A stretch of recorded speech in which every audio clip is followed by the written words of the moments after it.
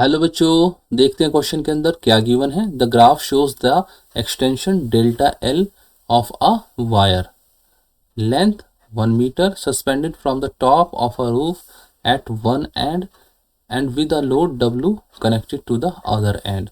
If the cross sectional area of the wire is 10 to the power minus 6 meter square, calculate the graph, the Young's modulus of the calculate from the graph the Young's modulus of the material of the wire.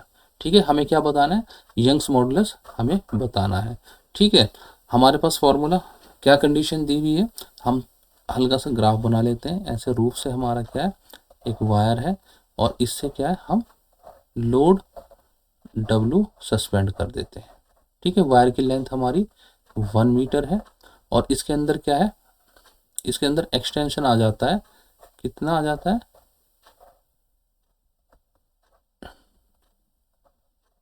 ठीक है, इस W की वजह से extension आ जाता है और वो कितना आ जाता है, वो हमें यहाँ पर ग्राफ में गिवन है, डेल्टा एल से दिया हुआ है हमें। ठीक है, अगर हमारा W वेट 20 न्यूटन होता है तो हमारा देखिए ग्राफ से हमें पता चल रहा है, तो डेल्टा एल कितना होता है, 1 × 10⁻⁴ मीटर होता है। अगर हमारा वेट 40 होता है तो हमारा ये जो हमारा एक्सटेंशन आता है 2 × 10⁻⁴ आता है। इसी तरीके से हमारा वो पूरा ग्राफ दिया हुआ है। ठीक है, ये वैल्यूज यूज करके हमें क्या बताना है, यंग्स मॉडुलस बताना है।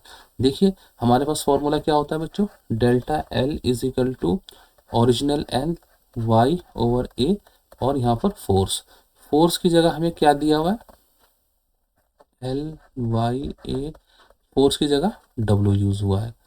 ठीक है, अगर मैं ऐसे लिखूँ उसको, देखिए बच्चों, W delta L L Y A into W. एक बार ग्राफ पे और जाते हैं। देखिए अगर देखो हमारे ग्राफ कैसे होते थे, वाई एक्सिस अगर मैं इसको ले लूँ और एक्स एक्स इसको ले लूँ तो ये हमारी कौन सी इक्वेशन होती थी लाइन की, Y is equal to M X plus C.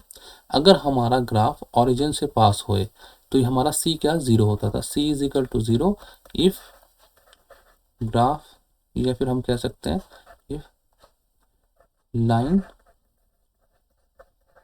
passes through origin। तो सी जीरो हो गया तो मैं ये लिख सकता हूँ y is equal to M X, C तो जीरो हो गया और हमारा ये वाला ग्राफ भी क्या है, जीरो से ही, ओरिजिन से ही पास कर रहा है, तो इसी फॉर्म का हो गया। और y की जगह हमें क्या दिया हुआ है, डेल्टा एल दिया हुआ है।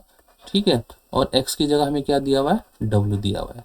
ठीक है, और ये सेम इसी शेप में है। तो हमारा जो m मतलब कि स्लोप हो गया, कितना हो गया, l अपॉन वाई ए। m क्या है मेरा, m जो है मेरा क्या है, स्लोप है। ठीक है, तो यहां से मैं क्या लिख सकता हूं, जो यंग्स मॉडुलस की वैल्यू क्या आ जाएगी, l अपॉन ए इंटू एम। ठीक है, अब हम इसमें हमने स्लोप पुट करना है। देखो l भी दिया हुआ है और a भी दिया हुआ है, हमें अभी स्लोप नहीं पता है। स्लोप जो m होती क्या होती है, delta y upon delta x, जो हमारे कोऑर्डिनेट होते हैं एक्स वाई एक्सिस पर और एक्स एक्सिस पर।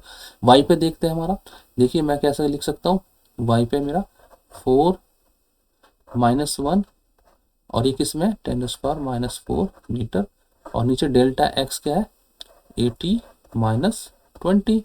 तो हमारा कितना आ गया, 3/60 इंटू 10⁻⁴ और क्या आ गया, 1/20।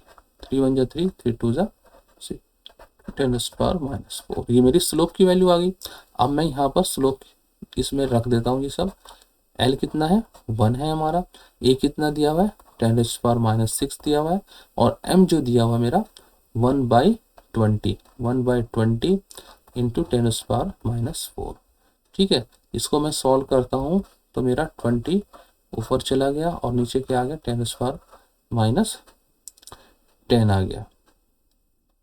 ठीक है बच्चों, फर्दर मैं सॉल्व करता हूँ तो y मेरा जो निकल के आएगा, क्या निकल के आ जाएगा, 2 इंटू 10⁻11 न्यूटन पर मीटर स्क्वायर। ठीक है बच्चों, ये हमने जो ग्राफ दिया हुआ था इसकी वैल्यू से हमने स्लोप निकाली और स्लोप को हमने यहाँ पर वैल्यू पुट करी और हमारा यंग्स मॉडुलस निकल के आ गया है। अब ऑप्शन को हम चेक करते हैं, 2 इंटू 10⁻11, देखिए फर्स्ट ऑप्शन ही मैच कर रहा है तो ये करेक्ट ऑप्शन है। दूसरे में क्या करा इन्होंने, ये माइनस में कर दिया है तो ये ऑप्शन रॉन्ग हो गया है।